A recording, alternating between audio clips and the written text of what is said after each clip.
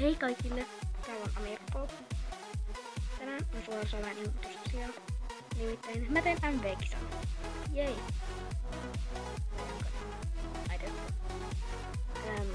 MV-kisa.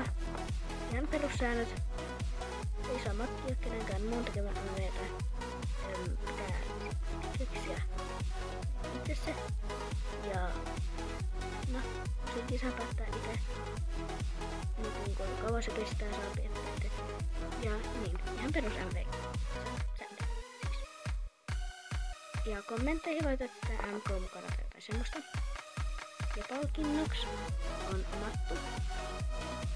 Mä sitten tiedän joko hänen haluamansa kokonaolihahmon tai joku hahmon. Tai sitten mä tiedän kuvan hänen altteristaan.